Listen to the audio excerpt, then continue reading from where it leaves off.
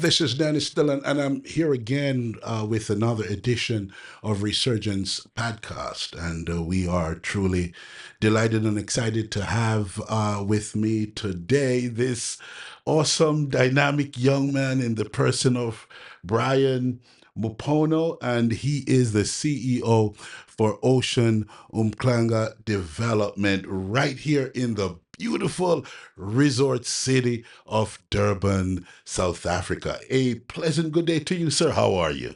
Good day, Riv, and welcome to the Miami of Africa. I am telling you, you said it so right. And let me tell you, I would just add this very quickly that so Miami is beautiful, Yeah, but in Miami, there is Miami Beach that's right. that lifts it to a whole nother level in Miami. Correct. And Durban is like the Miami Beach of Africa, indeed. It's beautiful here. That's right. That's right. So Miami has Ocean Drive. Mm-hmm, mm-hmm, mm-hmm. We have Lagoon Drive, Wow. and on the street, it is the third most affluent street in KZN. Wow. Wow. And where we are is an architectural masterpiece, which is the Mm-hmm. Oceans Umhlanga Development, international property award winning, mind you, best architecture, best design. And it is the new, as you might have seen it or in your discussions with the developer and the brains behind it, Mr. Vivian Reddy. It leans itself towards the new style of development and architecture that you see around the world, which is where you live, eat, work, and play. And So it's a mixed use development. It has a hotel, Radisson Blue Hotel, which back in North, South, and North America, you're very familiar with the brand. It has a world class shopping mall with all the high end fashion brands, and also your normal grocery stores as well. There's 14 restaurants, and what maybe you'll appreciate before you jump into the interview, Rev, is that 14 of the 14 restaurants in the mall, 12 are black owned. wow, that is truly, truly amazing. I tell you, I'm here and I'm really blown away. This facility is really state of the art. It is just really, really amazing. And I salute you and I salute Vivian Reddy and just the entire team on this awesome development. So tell us just a little bit about what is behind this development. What's and I love it. Just the way you've broken it down. I think there's residential Yes, on one side, then there's the Hotel Radisson yes, Blue. The other side, there's the mall, yes, and there's the upscale side and the 12 restaurants, yes. 10 black owned. I'm excited already. Yeah. So behind this architectural masterpiece, as I shared, is a true beacon economically of hope and prosperity. Mm, mm, As you know, the entire world went through a period of COVID-19, mm-hmm, mm-hmm. and then obviously as a country, we had our fair share of ups and downs. Don't want to labor on that right now because we're talking positive, we're talking resurgence, Mm, we're mm-hmm. talking moving the needle Forward, more of it absolutely. Mm-hmm, forward. mm-hmm. So, but we have our trials and tribulations of the project, but it is 4.3 billion rand, which is $237 million development. Wow. You have a world class hotel, which is Radisson Blue, which won an award for the best opening Radisson Blue in the world. Wow, that is something else. I'm telling you, it's amazing what you guys have done in the short period because I know you guys just opened this less than a year or maybe about a year or so ago. Yes. Amazing. So tell me just a little bit about the real estate market and the development opportunities that's along this beautiful beachfront area, Miami of Africa. the Miami of Africa. Yes, tell me about that. So, like I said, it is the last prime prime 7 hectares of land Mm-hmm. in Mm-hmm. the north of Durban, which is affluent Durban, of course. Mm-hmm. And Mm-hmm. the reason why it's made up like this, it is a frontier in where development and real estate is going. Mm-hmm. That you Mm-hmm. don't have hotel over there, shopping mall over there, residential over there. It's all in one. I mean, guests have the pleasure and convenience of entering the shopping mall from their hotel room. They don't even leave the building. At the second floor, you enter the what we call the Platinum Walk.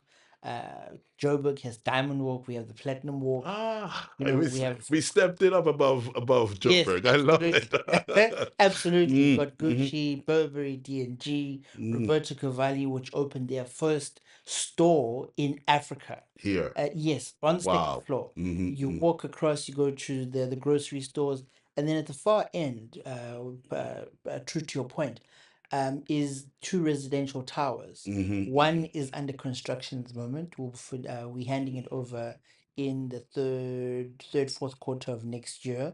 That's just over 200. That's over 200 residential apartments that go up to the 29th floor, and then in between the hotel building Mm-hmm. and the Northern Tower residential is which is actually, a passion of yours, I believe, is what we are building a hotel as well as timeshare units. Wow, that is awesome because I love the idea of timeshares for a couple of reasons. Yes. Because a part of the commitment that we have Yeah.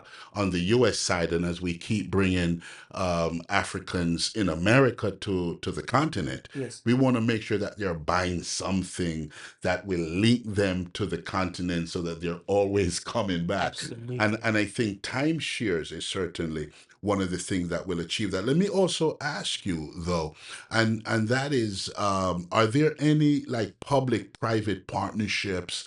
And in the US, normally a developer will come, he will develop, he wants to build hotels, and Yes. he might want to do timeshare, and the government says, all right, we'll give you the land, or we will come in with you, or we will give you tax breaks if you also do some affordable housing to provide housing for the Yes. community. So are those kinds of partnerships linked to what you're doing here as well? You know what is unique, Rev, about Oceans Umhlanga is exactly that. Wow. It is the epitome of a healthy, economically sound triple P, public-private partnership. Hmm. For instance, in this hotel, 30% is owned by your ordinary worker on the street. It Mm-hmm. was a deliberate effort by the owners and developers to open the window of opportunity into the Mm-hmm. property Mm-hmm. real estate sector for the ordinary black Mm-hmm. person on the Mm-hmm. street. Mm-hmm. Because for the longest time, people of our color, that economic activity wasn't readily available. Wow. So Mm-hmm. Vivian Reddy, together with the developers, made a deliberate effort to open that window through an IPO, independent public offering, private offering of opening up shares. So there's 20,000, just under 20,000 ordinary shareholders in the company that owns Radisson Blue. Mm-hmm. The other 70, obviously, the developers and co-developers. In the shopping mall, obviously, there's pension fund money as well through the Public Investment Corporation, Mm-hmm. which is called PIC. They have a share in it. They are well known. They're a well-known They this the state's investment arm. So they invest pension fund money in shopping malls and not so much real estate, but more growth orientated, developments like Oceans Mall, and the makeup of it just lends itself to positive economic activity. Residential, the same. Obviously, the residential, you've got people who buy off plan the residential.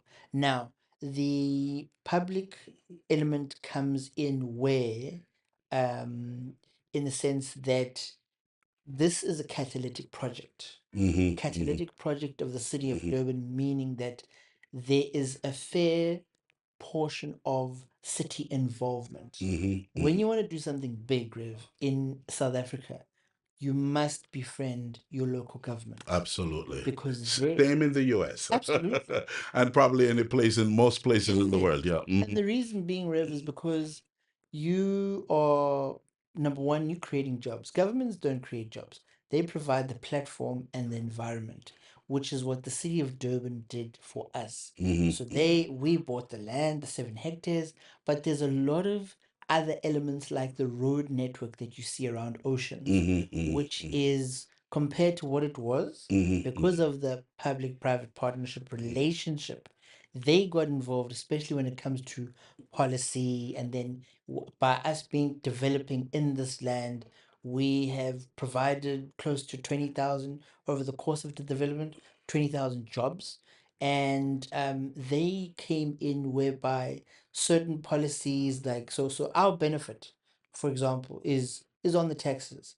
In this development alone, when it's in full capacity in operation, we'll be paying close to 136 million rands worth of rates and taxes, Mm-hmm. which goes to infrastructure budgets and in turn helps the city fulfill its other, municipal Absolutely. obligations. Mm-hmm. So that's where the partnership is very important, is that you need the city and obviously relationships between us and yourself and the people you bring across, Mm-hmm. which Mm-hmm. akin to timeshare, which is, your passion as well, because it increases the travel into cities like Durban, because we have a sister city relationship Yeah. and we have a Mm-hmm. joint vision to make Durban work. Because why? Everybody in the States is like saying, you know what, at some point in my life, I want to go to the motherland. Mm-hmm. But how does that happen? We create things like Oceans. I am infatuated with the concept. I think it's just amazing what you're doing. And I when we talk about the fact that a development like this facilitate some level of infrastructure development, because you obviously got to do that. And then we're talking about job creation. These are obviously some key areas Big, that any government will need to move very their governments forward and to really empower the people within the local community. Give us a sense as to how many temporary jobs a development like this created, and then how many permanent jobs have been created as a result. So right now there is plus minus three to 4,000 permanent jobs as we speak right now. Wow. Mm, But mm, the big ticket, Rev, is over the course of this development, mhm, mhm, we have provided both permanent and temporary, mhm, just on 2020, I'd say arguably 20,000 jobs over the course of the development. Now, that's notwithstanding what we call, I don't know in America if you have it as well, the jobs multiplier.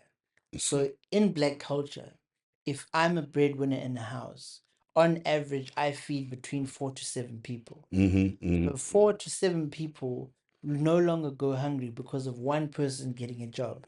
So effectively, with jobs multiplier, mhm, you are impacting 20 times five, 20,000 times five individuals just because of a development like this. Now, if you look, for example, let's take, for example, this chair. Before this was a chair, there was a designer. And mhm, when the designer drew it, he gave it to the person who goes and sources the furniture. mhm, Now, in the furniture, there's wood, there's the steel that comes mhm, together. mhm, Those are all the different levels that came about before the chair was here. mhm, It's the mhm, same in a development like this. mhm, mhm, In a hotel, there's the waiter, there's housekeeping, there is front office reservations, there's conferencing. Behind that, mhm, there's a waiter. Behind the waiter, there's food. Behind the mhm, food, mhm. there's the food processors, there's the chef. So it's a kaleidoscope of true and the ultimate level of job creation. and and it empowers the community and people beyond just the Absolutely. facility, because Absolutely. obviously to make the facility what it is, there's so many other elements. Again, this is Dennis Dillon and reSURGEnce podcast, and we're really talking to Brian here, and he's the CEO again for Ocean Umhlanga, and again, such a pleasure, such an honor talking with you. But before you go, if you would just uh, give us a sense as to how do you see this development, and obviously ensuing developments linking to the kind of investment that the city of Durban is talking about as it relates to bringing African Americans from Africa, other parts of Africa, from the United States to really form partnership to facilitate other similar initiatives and development, which I also know that Mr. Vivian Reddy talked about. It's done so in this way. You've got Oceans Umhlanga. For the first time in the history of Durban or KZN, we've brought, in fact, Vivian Reddy's wife, Surisha Naidu, businessman, business lady, and philanthropist in her own right, once said Durban is no longer an orphan to international fashion. Mm, So we're providing the choice mm-hmm, of your normal grocery stores, your fashion stores, but also that level of affording to those who come into a hotel, but very, very unassuming, but also like to buy opulent, fashion brands like Gucci, D&G, etc. But at the same time, it paints a picture, the ability, number one, for a businessman like Vivian Reddy to convince international fashion brands mm-hmm, to mm-hmm. come into Durban. And major brands, some of the top Major, the brands in the biggest. world. You know Yeah. what they said, Rev? Mm-hmm. They said, Durban? Which is the closest city to Durban? And we were like, hello, we are talking about the Miami of Africa here. Mm-hmm. And they were like, yeah, okay, if not, but maybe. But it paints a picture about Durban, where Durban is and where Durban is going for such interest to come into this country. Secondly, just 30 k's where we are, west, there's a development called West Town. It's also eat, live, work, play. It's a mixed use development by, in fact, he's one of the panelists on in the coming days. Mm-hmm. It's Carlos Ferreira Mm-hmm. from Mm-hmm. Fundamentum Group. Mm-hmm. He's building a massive project. You go north here, we've just built a regional shopping mall in an area called Stenger, which is now called Kwatuguza.